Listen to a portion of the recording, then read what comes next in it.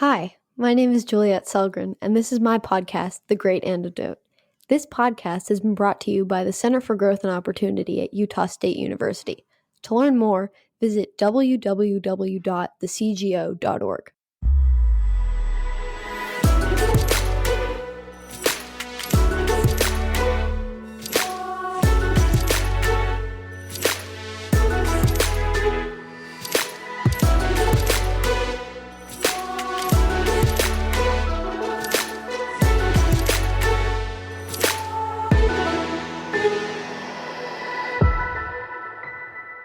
Hi, welcome back. It is my great pleasure to welcome Shoshana Weissmann, or Senator Shoshana, as many call her, who is a senior manager of digital communications and a policy fellow at R Street.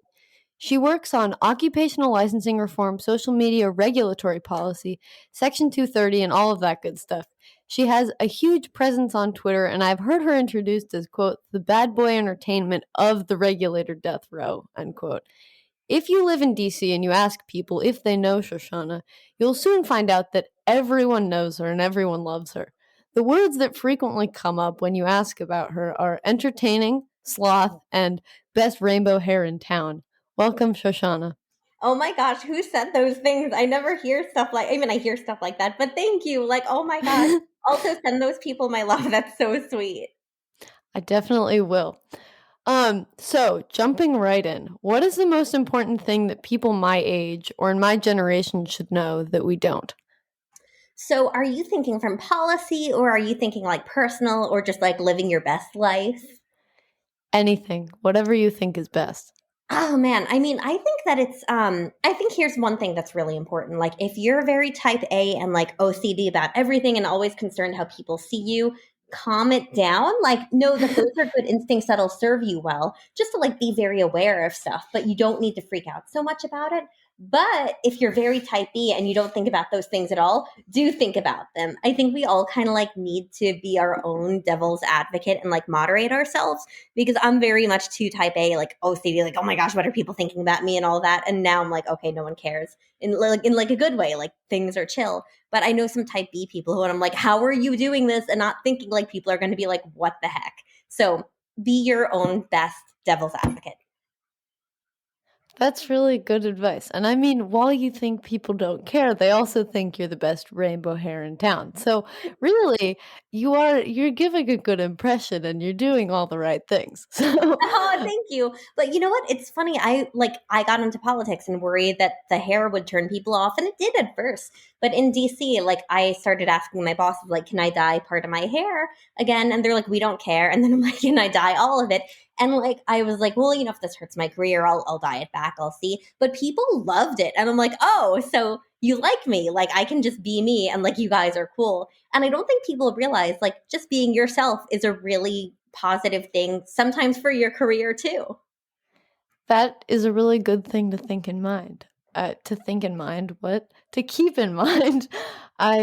Silly. Okay, so kind of in that direction. So on Twitter, where people feel like they have to either be the smartest in the room and the meanest in the room in order to get followers, your approach is radically different, which is super inspiring and it's great. You have no problem expressing your undying admiration for people and sometimes even public figures. For example, your massive intellectual crush on Justice Don Willett. Among other things, you've called him a judicial unicorn, and you've written that, quote, Don Willett is the Twitter conservative judge America has been waiting for, end quote. Can you tell us why you think this judge, who, by the way, seems to share your taste for corny jokes, is so great, and what's his judicial philosophy? Yeah, so he's amazing and I love him and he is my angel. But yeah, it's like, I don't know, people yell at public figures all day and there's nothing wrong with that. Like you should sometimes. I do it too.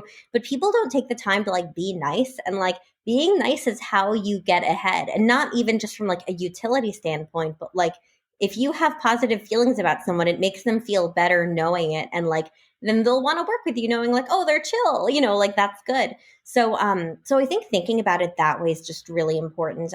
With Willett in particular, I remember bonding over memes with him, gosh, back in like 2013. I didn't know his judicial philosophy at the time. But I was like, oh, he's a nice guy. He's funny. So we became friendly. I met him at the Federalist Society convention, I think for the first time back in 2014. And I was like, oh my gosh, like he's here. And like, I was so excited, like, oh, the super nice guy. And he was just so down to earth and kind. And we've stayed friends to this day.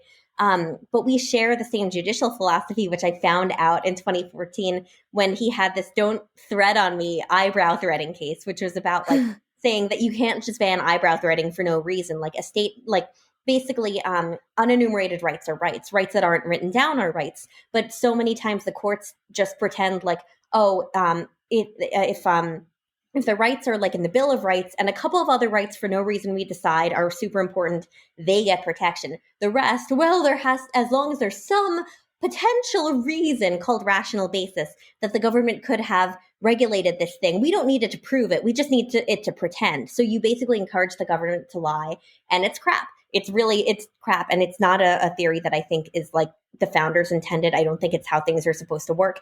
If each branch is supposed to be a check on one another, but he, like me, believes that judges are supposed to say, "Hey, why do you implement this? Let's say there was an epidemic of harm with eyebrow threading that was unlicensed. Totally go for it. Like if the government's actually fixing a constitutional problem with a constitutional means. But they just sometimes outlaw professions without licenses for no reason, no harm, no evidence of harm. And he's like, hey, we're not doing this. Like there's no reason the government has to ban eyebrow threading without a license. So I was reading it and I'm like, oh, he's with me. And I was so excited. I remember messaging him being like, oh my gosh, I didn't know you were a judicial engagement proponent, which is what the theory is called. So I was just over the moon. But not only was he fun and kind and nice and silly, but like we really agreed intellectually. So I was just so, so happy. And he challenges a lot of norms and the judiciary from like his Twitter, which unfortunately he doesn't have anymore. I think he's trying to keep the peace with colleagues and like, not trying to be the center of attention all the time. Unfortunately. And now when he's a Fifth Circuit judge, it's a little bit harder than when he was a Supreme Court judge in Texas. But now a lot of judges tweet because of him. And like he just has such a positive impact on so many people who he mentors and is just kind to. And like he's just an all around wonderful person. He loves his family. Like I know that's a dorky thing to say and all politicians do or whatever. But I'll be at conferences and then he'll step outside to like FaceTime with his family. And it's so sweet. He always checks in on me and like other people he's friends with. He's just a really good guy. And like, not all my intellectual heroes are going to be great people, but he in particular is. And whether it's him or other people who I think really highly of, I want to share with the world, here's why I think so highly of this person. We don't share our positive stuff enough with each other. And sure, I yell and I make fun of people and stuff, but like, sharing positive stuff is super, super underrated and badly needed in an era like now.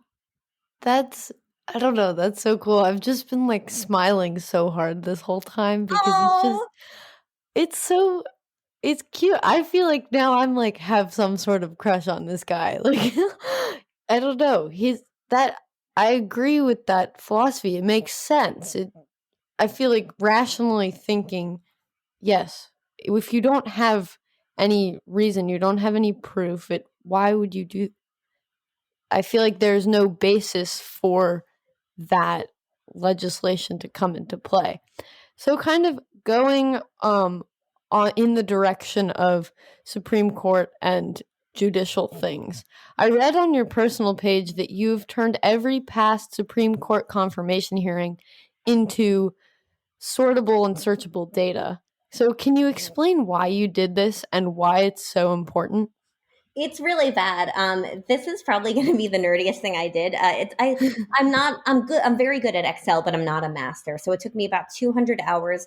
In fairness, a lot of that was cleaning the data. The reason, though, was because, like I said, I care about unenumerated rights and that they're codified in the Ninth and 14th Amendments. So I kind of wanted to see, like, I wonder how often they've been mentioned in Supreme Court confirmation hearings. And I'm like, I don't want to have to go back and forth between all these PDF documents riddled with errors. I'm like, how about I create a database so like other researchers can use it too? So because I just kind of wanted to know something, I spent 200 hours of my free time doing that.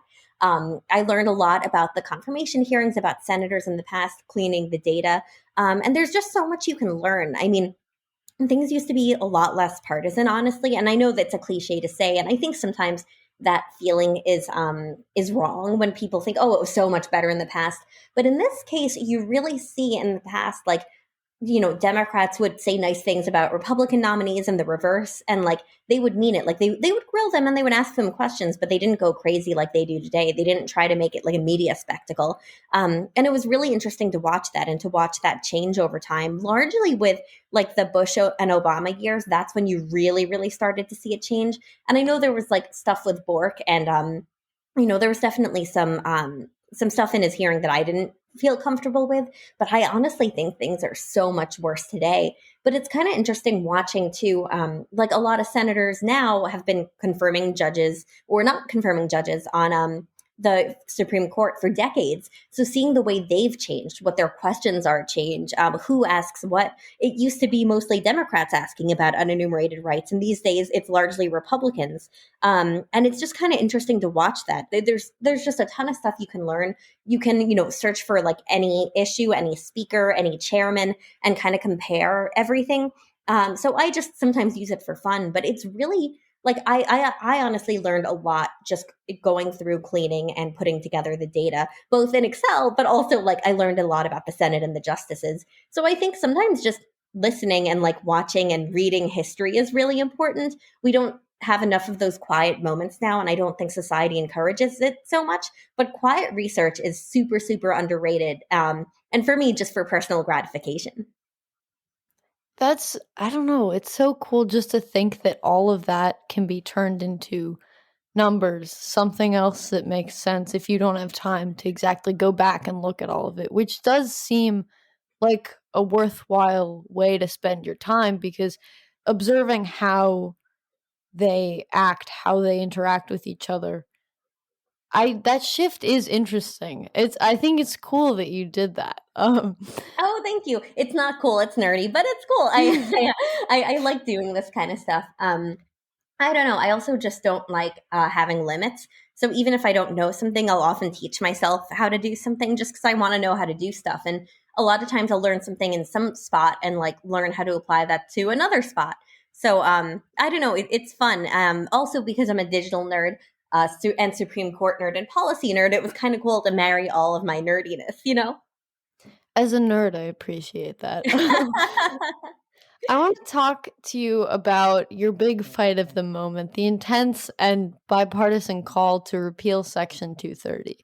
I did an entire episode on Section 230 with Matt Feeney at Cato about He's Section. great. I Yeah, he is great. I learned so much, and I think everyone learned so much. But can you remind us what Section 230 is and why it's in the eye of the storm right now? So all Section 230 says is that if someone posts on someone else's thing, the person whose thing they posted on isn't liable. The person who said the thing is already liable, and they're the only one who's liable. So if I tweet something illegal on Twitter, you could sue me if it related to you. If Twitter posts a Facebook comment, like on Facebook, Twitter's liable because it's Twitter's content. If Twitter posts a warning label on Trump's tweet, Twitter is still liable. And if someone at Facebook posts a comment on the New York Times op-ed page, like a comment underneath, Facebook is liable. So it maintains what we have. The speaker's liable, the place where they post isn't liable. It's simple enough, and it's how things should work because, like, if you're a small platform, you probably don't have resources to moderate heavily. And especially like newer platforms don't have those kinds of resources. And sometimes people post awful things. So if they post something illegal, the platform shouldn't be liable because it doesn't know it's there. And even if you know it's there, it's not easy to tell if something is illegal. Consider that like things, that stuff goes through courts. If it's liable, if it's some other illegal kind of content, a court decides. Some guy moderating a website is not a judge and is not a court. He doesn't know how to do that kind of stuff. And sometimes judges will disagree. So it's not fair to put that liability on a platform for doing something just Herculean. Like that's insane. So that's one of the things. And then even Facebook and Twitter, yeah, they have tons and tons of staff. They also have hundreds and hundreds of millions of posts. There's no way they can look at everything and get everything right every time. And before we had 230, courts basically said, hey, if you don't moderate, that's cool. You there's no way you have knowledge of the content, so you're not liable. But if you try to keep your website family friendly and you get rid of crap on it, and then there's some crap that you miss while you're trying to get rid of it, you're liable for it because we assume you saw it. That doesn't make any sense. The people doing the right thing get punished. And beyond that, just like everyone has different needs. All Trails is a platform I love where users, it's like Wikipedia for hiking basically, and there's also comments. So it's all user content. And sometimes I'll go hiking and I'll check, hey, are there bears out today? And like in the comments, they'll be like, yeah, a bear chased me. And I'm like, okay, I'm renting some bear spray. Like that's really helpful. And that means I don't die in the woods that day. On ZocDoc, you can review doctors. And like, honestly, I have tons of diseases. And for years, I could not find good doctors who believed me, who would try things with me, who like cared. But now I can just go look up reviews and they'll say like, hey, this doctor didn't listen, or this doctor was great. We worked through everything. They've been trying different treatments. I feel listened to. And I'm like, okay. And because of that, I get way better doctors. I spend way less money. And doctors are incentivized to want to do the right thing and to be helpful. And then I recommend those doctors so other people can find them. But without 230, online reviews have a heckler's veto because all a doctor has to say is that's libel, take it down or we'll sue you. They'll take it down. It's not worth it. So all reviews will be positive or fake. TripAdvisor said that like they have to remove 1 out of every 20 comments, and they have millions and millions and millions of comments. So that's just like a lot to do, and it's not. We can't expect perfection, especially because oftentimes two different moderators will disagree with one another. So 230 means that our free speech can work online, and that if we don't like one platform, we just go to another. The reason that it's been targeted largely is because of Donald Trump. He's not the only reason, but he's a big reason. He's actually used 230 as a defense in the past for legal cases against him, which is really funny. But he was basically mad that people were saying mean things about him online and that like he didn't get to keep all of his content up and content supporting him up. That's the whole reason that all started. And then conservatives wanted his support, so then they went after 230. A lot of them don't understand it, or they know better and it's not accurate, or they're trying to solve something that isn't a problem, or that's actually a problem with the First Amendment in many cases. Not liking moderation practices is a First Amendment issue. Like you don't like the way people are handling speech, and it's their right to handle that speech in the way they want. On the right, they want to compel speech. On the left, they want them to take more speech down. Sometimes there's a little crossover, but it's really dangerous. We shouldn't have government telling us like what speech they like and don't like. It's really, really dangerous to get into this. And hearings lately have been really, really awful. I mean, for the past year, but now they're going after cable companies too. And it's like, look, if you're going to do this towards everyone, it's clearly not about bad stuff online. It's about speech you don't like, and that's dangerous. Yeah, I mean, I think your examples about things that are available because of Section 230, like that website for doctors and the hiking website, that that's kind of things that people don't understand, because often when it's explained, you don't get examples, and so you don't know what you gain from it. You only hear, "Oh, well, this bad thing was said." Um, Yeah, no, you're right. I think it's important to tie real world examples in where possible. There's definitely policy areas it's hard to do that with, but if you want people to get why a thing matters, you really got to tie it to their lives, like you're saying. when I think about Section 230 and kind of the calls to repeal it, and as you said, kind of how it's more they just don't like free speech instead of the fact that it's online, it kind of makes me think of, oh, well, so what if the internet was a physical space? Like, what if it was an actual place where we could all like stand, like a house? If I said something in a house, they can't do anything. They like that doesn't happen, you know? But if I said it online, it just I don't know. That's how I think about it. I don't know. Yeah, But I think you make a really good point there too. Especially because like stuff happens in email all the time. Like lots of illegal stuff happens over email, and then those emails get like submitted to records and like go to court, but they're never mad at Gmail for it.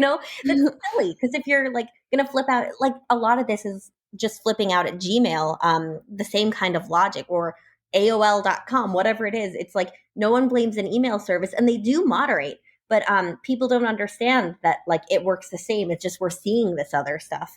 Um, and also, like if it's in a physical space, like no one's going to sue someone for doing something illegal in their store when there's no way to know that that thing was illegal, or that that it was even happening. We used to sue bookstores for carrying books that somehow had unlawful content in it. But then we're like, hey, this is dumb because bookstores aren't going to want to do their thing anymore. Plus, it's not really, I mean, I don't know really how much they kind of moderate the content in bookstores. I bet it varies from store to store and kind of the scale of the store. But imagine being tasked with reading every single book, and there are like a million books in the store. Yeah, How are you exactly. gonna? It's the author who wrote it, right? It's not the bookstore. But I mean, it's a little bit different, but it's kind of a similar idea. Something that I've been thinking about a lot is kind of the difference between newspapers and platforms in regards to Section 230. Can you explain that difference to us? So yeah, basically it's like it's just the speaker of the content because the law doesn't say platform versus publisher, it's just like user content. So the New York Times op-ed page is published content. That's stuff that's like the speaker is the New York Times, but the comments underneath are user content. So those are ones that like the New York Times wouldn't be liable for. And literally that's the only distinction there is user content versus the corporate or other speaker content. Makes sense. You had a funny piece recently called Jeffrey Toobin should be liable for his big reveal, not Zoom. And as a way of background, Toobin is, or actually he was, a CNN and New Yorker famed legal analyst who was caught masturbating on a Zoom call with New Yorker colleagues. Apparently, he didn't realize his camera was on. Oops. The incident made quite a splash, and it was kind of the talk of the town. There were a lot of jokes, a lot of Twitter memes, as one can come to expect now. However, you saw this as an opportunity to explain to people what would happen if this took place in a world where Section 230 had been repealed. Can you tell us about what the consequences of doing so would be?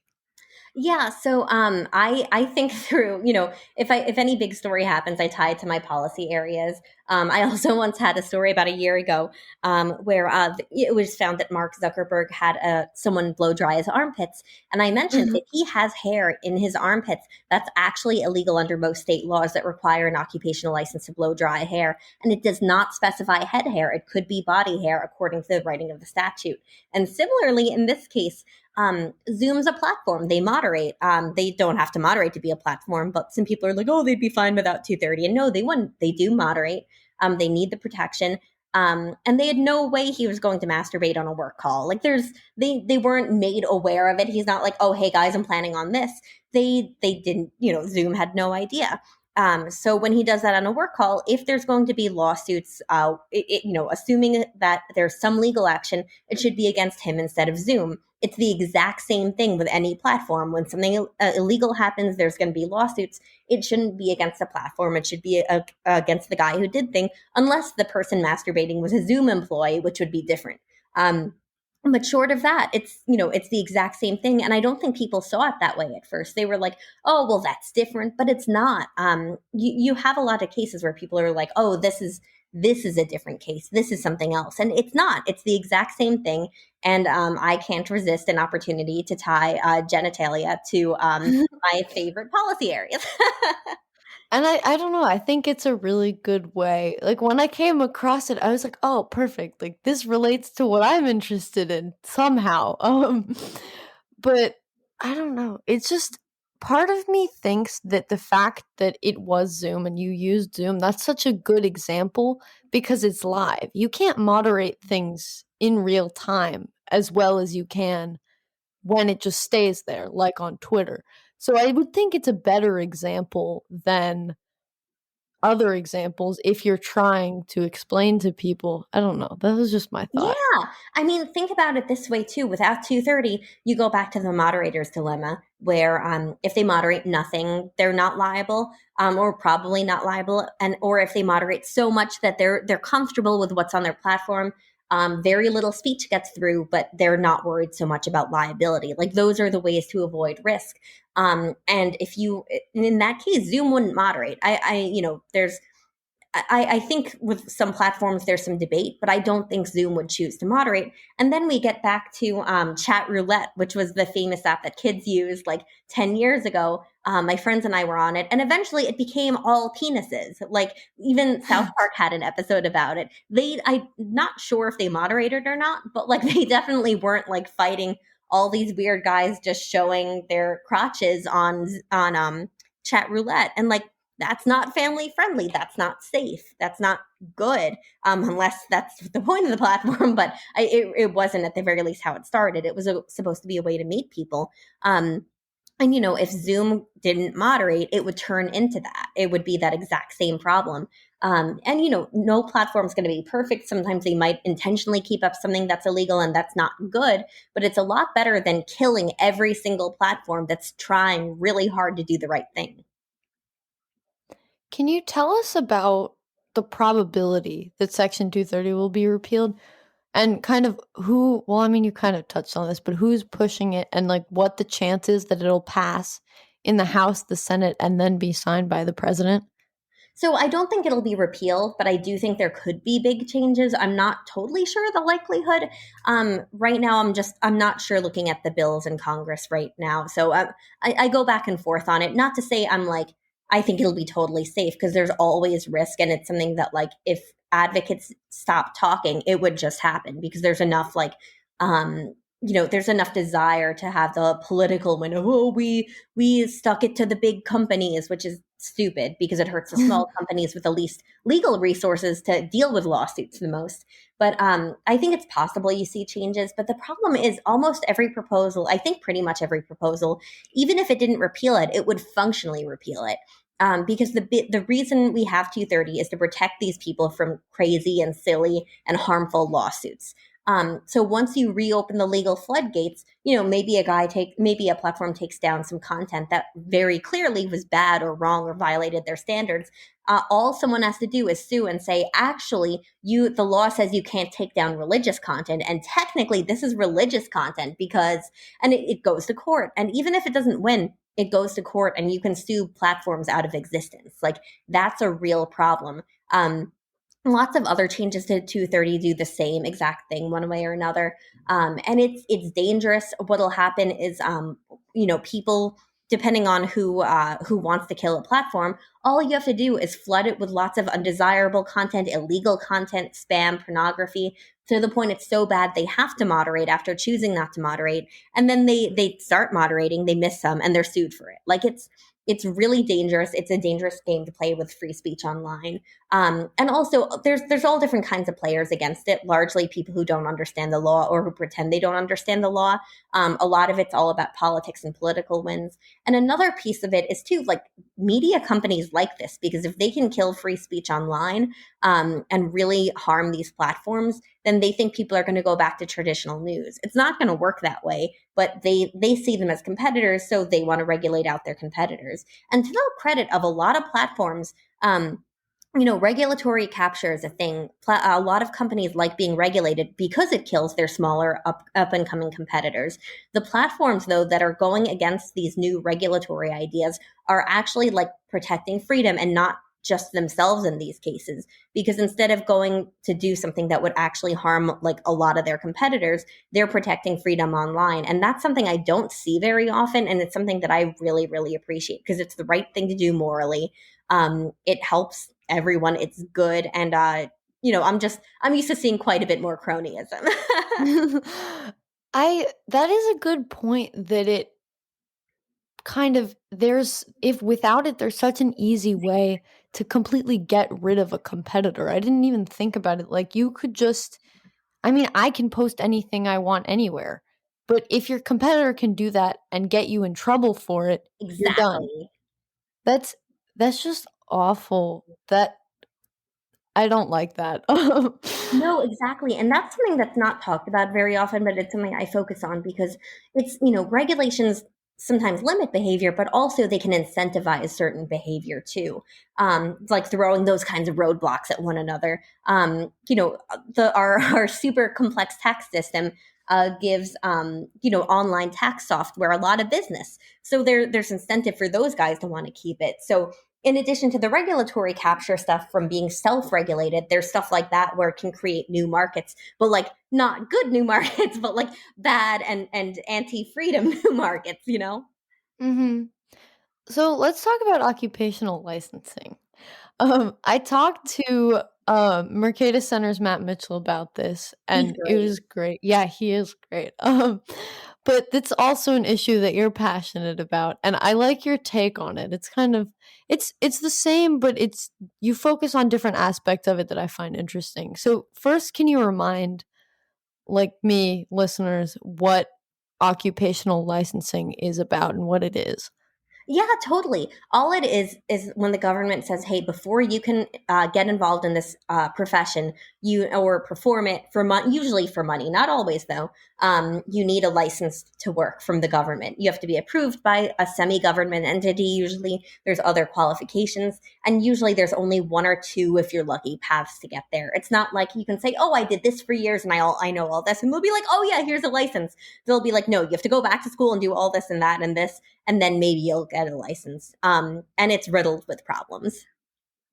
Can you give us some examples of licensing requirements that you find particularly outrageous and kind of very much out there in a negative way? So, my favorite example is always florists. Not every state licenses everything, and Louisiana is the only state that licenses florists. They used to have a physical exam where you had to make a flower arrangement. You were judged by licensed florists who didn't want competitors, so the pass rate for the exam was lower than for the Louisiana bar exam. And it's not because being a florist is so much more dangerous and harder than being a lawyer. That one really stuck with me, especially because it was a story that got me into this.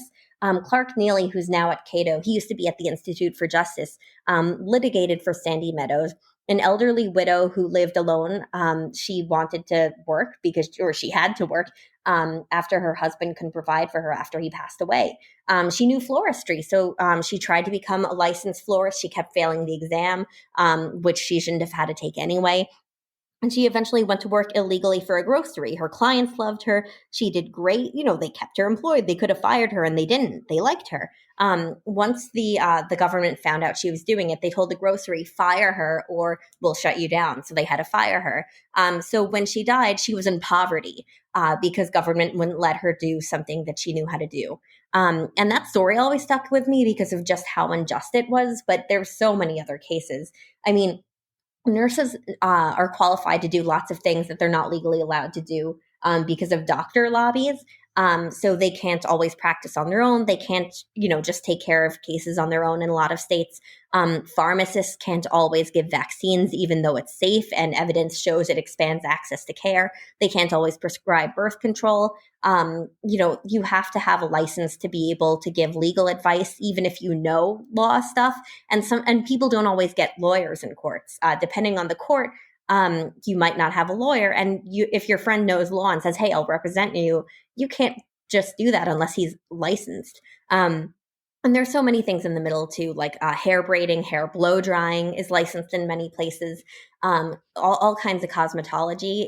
Like you said, I have rainbow hair. I bleach and dye it myself. But if I did it for someone else in any state and they paid me, I'm doing something illegal. Even though I do it for myself, I know how. Even if I'm like, "Hey, I don't have a license, but you chose me. Like, are you okay with this? I'm going to do a strand test. I'm going to test this, do an allergy test, make sure it works well for you." I still can't do it without a license. Even if they don't pay me. In Arizona a few years ago, there was a guy cutting hair for the homeless, and the cosmetology board cracked down on him. He was going through cosmetology school. They said, "We told you you couldn't do this. You need to stop cutting hair for the homeless, or you won't ever be licensed." So the governor, who I adore, Arizona's current governor, Doug Ducey, yelled at them. And he's like, what the hell? Like, this guy is a good Samaritan. He's helping people and you're cracking down on him. Like, how dare you? So thankfully he protected him. But otherwise, this guy would have never gotten a license to cut hair because he was doing it for the homeless. It's horrible. Stuff like this happens all the time. There's so many sides to the issues too. In a lot of states, if you've ever committed a crime, it'll disqualify you from all kinds of licenses for no reason.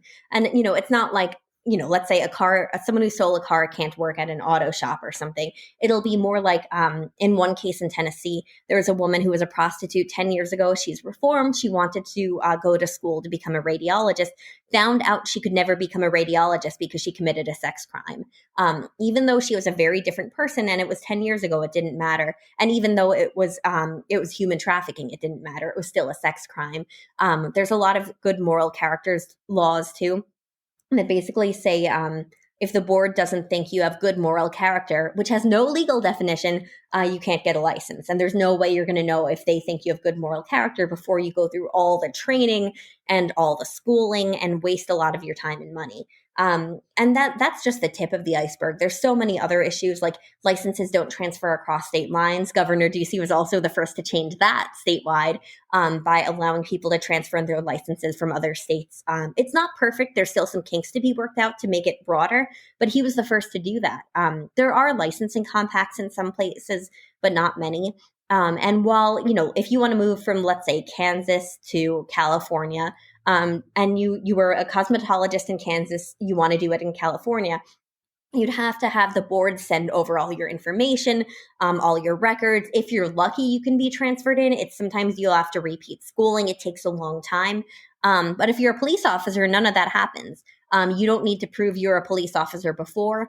There's many cases where officers were dishonorably discharged and they committed crimes and it was bad enough that they couldn't be a police officer anymore. Then they just go somewhere else and become police chief. It's a real problem that government holds cosmetologists to a higher standard than police officers. And I think the kind of way we do it needs to flip the other way.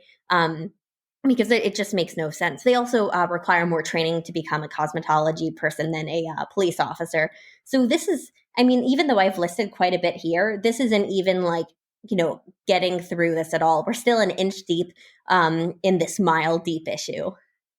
Yeah, there is so much there. And I think often, first, the moral character, proving that you have moral character, if there's no legal definition, but also it's up to the board, something that I constantly have to remind myself, the board is not made up of people who want you to be licensed. It's made up of people who would be competing against you. Exactly. So why would they want you to have a license at all? And I don't know. I look at stuff like this all the time, but I constantly am forgetting that because it just seems so obviously wrong. But that's how it is. And often, Ducey did it and he spoke out against it, which is amazing, but you often don't see anything like that coming from the government. And so if the government is kind of enforcing this system where there are councils and boards that are made up of your competitors, it's kind of incentivizing them. It's giving them the strongest tool to eliminate competition. And it seems like it doesn't really help consumers at all. So kind of talking about cosmetology, because you mentioned it, and also because you've written a lot about it, it requires at least 750 hours of training, but sometimes up to 2,000 hours. That's crazy. That's so much time. And you wrote in the Washington Examiner that, quote, despite the rigorous training, the high barrier to a profession in cosmetology seems to fail to protect consumers. Health violations in salons run rampant, end quote. This is consistent with a lot of academic research that shows that licensing is no way, or not really, it's just not the way to get better quality services. Can you talk a bit about that? Yeah, exactly. And there's sometimes lower regulatory barriers that fix an issue. Like salons, just tons and tons of studies show that like they're rampant with health issues. And like it's not people are like, oh well, you need training to prevent infection. It's not working. So I'd much prefer maybe a short health and safety training and health inspections. I think that's a lot more reasonable, and it would solve an actual issue because there is an issue to be solved, but the, licensing isn't solving it. Um, it's in the same way restaurants have health inspections and sometimes short bits of training, but it's not insurmountable. It's a lot more reasonable. So I have no issue with barriers as long as they're solving a problem and actually solving it, not just pretending they are, while really just helping, the industry keep competitors out. Even with, I'm fine with doctor licensing. I just want to make sure that every bit of it is about doctor licensing and isn't like repetitive or isn't helpful because a lot of times, that's something that's really important. And people don't think about like the means ends fit. Because there can be constitutional goals of consumer protection, but we have to make sure that's actually happening. Also, making sure that boards are comprised of not mostly industry participants can be really, really helpful. Um, because like you're saying, when it is all just people who are going to compete with the applicants, like they're going to keep those applicants out. So there's lots and lots of different reforms where we can still have boards in some cases. I'm just not convinced that most of the boards currently need to exist. We license auctioneers, fortune tellers, and it's just silly. I mean, we're saying that these are government approved fortune tellers. Like, Lord, oh my gosh. Even with contractors in a lot of cases, we have we instead of having them licensed, they could register with the government because there is real concern about them like skipping out of town and people have no recourse of suing that person if it's relevant. But a license doesn't solve that. Registration could, and even though it's still a barrier, it's a lot smaller, a lot more reasonable. So when I think about this stuff, I'm always like, okay, what's the problem? Is there a problem? Is this working in states where there isn't a license? Do all states license it? And let's see what this looks like in different places and other countries sometimes even too. There's a lot we need to fix with this stuff. I mean, in most cases, like I was saying with training, that there's only a couple of paths to success and to getting that license. In a lot of cases, that doesn't account for veteran experience. So people come out of the military and they think, oh, I did electrical work there. I can do it when I get out. But if the board says, oh, well, that training doesn't count, or you only did this, so you can't get a license, you have to start training over, that hurts real people who served our country. There's so much room to change this stuff and to make it better. And it's not going to hurt consumers at all. Even if we kept things a little bit over licensed, there's still endless room for reform. But the industries will all tell you that I just don't care about consumers and stuff. I feel like it's the opposite of not caring about consumers. I feel like it just puts the power in the hands of the consumers. Um, Exactly.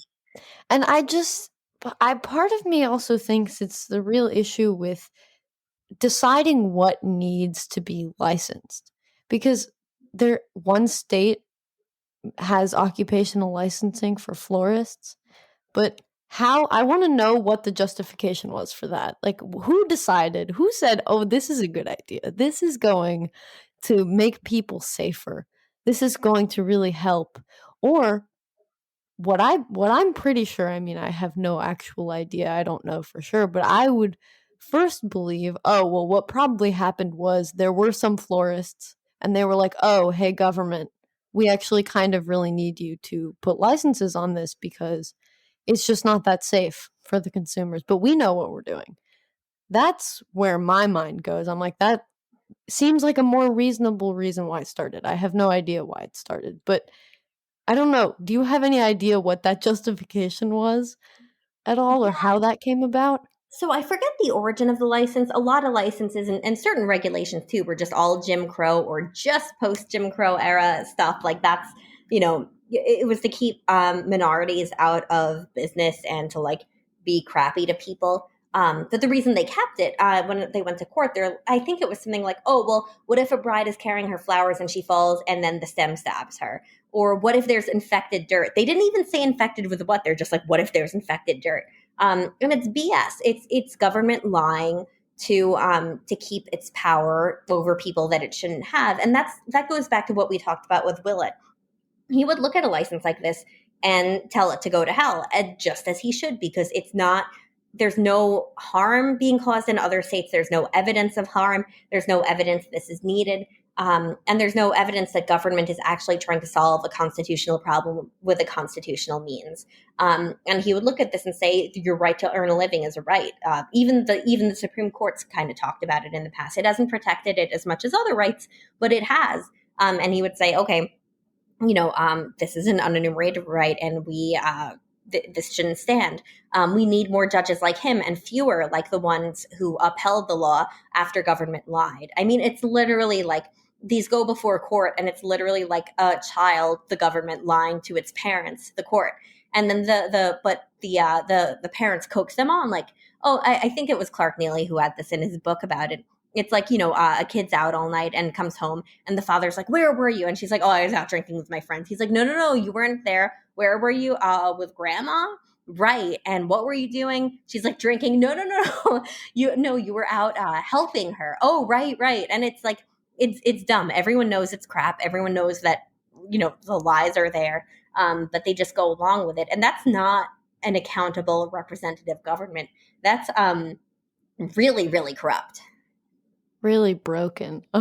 Yeah. Something that I realized when reading your work was licensing rules get in the way of entering the labor market, but they can also be used by the government to kick you out by revoking your license. So when the government revokes your license to be a cosmetologist under either real or imaginary health violations, it can be a disaster. I tend to think that consumers should be the one to decide, but you also raise another issue. In Massachusetts, if you default on your student loans, the state can revoke your license to work, which is crazy and absolutely counterproductive. So, can you explain that a bit and tell us about that law and stuff? Yeah, there's definitely cases of government revoking licenses for dumb or stupid reasons and stuff. More of licensing boards protecting bad members, though. But in a lot of states, so like in the 90s under the first Bush, his Department of Education told states, "Hey, people aren't paying back student loans. You know what you should do? Take away their license to work." Like, oh my gosh! So he's like, "Yeah, that'll get them, and then they'll want to repay the license." So I have a policy paper on this, and it did work by getting them to take out more loans. So you're hurting poor people when they're down. People often who come to sickness and just can't repay the loans. It's not like they have money saved somewhere. It's like they really can't do it. And then you're taking away the means by which they would normally make the most money. Because let's say someone has a cosmetology license. If they lose that license, they might be able to do something else, but they're not going to make as much money as they did there because that's their chosen profession. They have all the training in, and that they have the expertise in and knowledge in. It was often used against teachers and nurses. The New York Times did a big expose in 2017, I think. And thankfully, after that brought it to light, I think there were 22 states that had it on the books. We're down to 8 now. And I don't think they're using it very much anymore. They realize how harmful this is. We still advocate getting rid of it because it's stupid and horrible and mean and cruel. But it goes back to this fines and fees issues where, government just applies fines and fees in ways that don't solve issues, but just kind of kick people while they're down. This is just another example of that. And it's just really bad and evil and harmful. I'm very against it, and it's good to see like it we're getting rid of it. I've been working on this for a long time. Some states have just done it on their own after realizing, oh crap, this is bad. But we need the laws off the books. There's been some efforts on the national level with Senator Rubio and Senator Warren, so it's cool to see a bipartisanship. But there's all these perverse sides to licensing. It's just sick, like the way that we harm people with it. Instead of saying, "Hey, this is to protect consumers," we're like, "Hey, you're poor now. Oops, we're just going to take away your license so you can never get back on your feet." I want people to repay their loans, and the way to do that is to make sure that they can keep their job. If they're sick, once they're back on their feet, they can work. Making demands of people that they can't fulfill and that they'll then never be able to fulfill isn't helping anyone. So, you mentioned the repeal of those laws, which is good. And so, to follow that and kind of to end on a positive note to this very upsetting topic. It kind of ugh, it's so frustrating. Yeah, I Can know. you give us some I don't know, some good stuff that's happened on this front and kind of how we've moved in a positive direction towards helping people in that way? So, like I was saying, thankfully, there's been a ton of repeal of those laws. A lot of states are doing a lot of good justice things and getting rid of those good moral character laws, which is really, really good. And I'm very happy about that. A lot of states just see it as like something that can get them good attention. And I'm very glad. I want them to see it that way. It's really important because if they're like, oh, people will like if I do this, yeah, like that's exactly how we want politicians to see the issue. If they see benefits to doing a policy, they're going to do it more, and they see that with licensing. So super, super encouraging there. A lot of universal licensing recognition all over the country. Governor Ducey really set a trend. Biden is for licensing reform. Trump was. Obama was. That's huge. I don't think I could be wrong, but I don't think Bush ever talked about licensing reform or anyone before him. So it's just we're seeing a lot of really good movement. It's really great to see. I mean, we're expanding their scope of practice, allowing them to practice unilaterally, expanding what pharmacists can do. It's definitely going in the right direction. There's real slipbacks. There's new efforts to license stuff, and it stresses me out. But overall, we're doing really good. So I'm honestly, genuinely, like very, very encouraged by all of it. I mean, you'd be shocked how often members of Congress reach out about it and are like, hey, I love licensing reform. What can I do? And I'm like, oh my gosh, yes, please. Here's the limited federal solutions. Or when a state lawmaker reaches out or a governor reaches out, they'll be like, hey, I'm going to veto this license or whatever. I'm just like, oh my gosh, yes. So I'm very happy about that. Yeah, that's good. That's inspiring, and that makes me happy and hopeful that this is going in a good direction. Yeah. This is good for people. So to wrap up, finally, what is one thing you believed at one time in your life that you later changed your position on and why? Oh, there's plenty. I mean, I'm trying to think of like the best example of it. I guess criminal justice reform. I mean, I was just a mindless law and order person. Not to say everyone who is, law and order has to be mindless, but I personally was mindless about it. I didn't really think through everything. And oddly enough, I remember it was Sean Hannity who changed my mind because he said, "Hey, with the death penalty, like." If we do put innocent people to jail, to death, like that's a real thing that happens. And if even one innocent person dies, that's not worth the death penalty. And I'm like, you know what? He's right. And Hannity's not really the beacon of like wonderfulness anymore, but he changed my mind there and I'm glad he did. And since then, like I've become really, really soft with justice because I see it's not helping people. It's not helping communities. It's not rehabilitating. People aren't better for it. And if that's the case, we need to like change the system. So there's all kinds of stuff that I would have never seen myself advocating for that I'm like, yeah, whatever we need here to make sure that communities can recover, that they can be in good spots, that people after prison can have lives. And we're not, I used to think, well, they did a bad thing. They deserve to be punished forever. But I think everyone knows someone who went to prison and is like, well, they're not really a bad person. They just went through a thing. But it can't just be the people who are different. That's not how life works. And that's okay, but it's just not how life works. They're much less likely the exception than they are the rule. So I think that's the whole criminal justice thing is I've had my mind changed on it by lots and lots of people. That is really inspiring, and you're right. If you know someone who's gone to jail, they can't be the exception. They're not the only person who's different. And it's a good reminder apart, like just in day-to-day life. Yeah, everyone, like just because you don't know someone and they've done one bad thing doesn't necessarily mean that there's not a good side to them at all. I don't know. I'm inspired by that. Thank you for sharing. And thank you Oh, I'm so glad. much. Thank you. One thing I want to leave you with too. Mhm. It's funny. This is something that I thought about quite a bit. after I heard it, there was oddly enough Law and Order, which I don't think is often a good show as far as like representations of like the justice system and how things really work. There was, again, I'm going to mess this up, but like one of the prosecutors like was talking to Liv, and he's like, I can't do this job anymore because I see the gray area. Like, Liv, before you, I just saw black and white and no in between. But now because of you, I see color and I see all this middle. And I remember thinking about that and thinking how like other people I know have taught me that gray, that middle, and that rainbow of like different colors between the black and white. And people like to have certainty. I, more than anyone, like to a fault, like certainty. But it's just not how life is.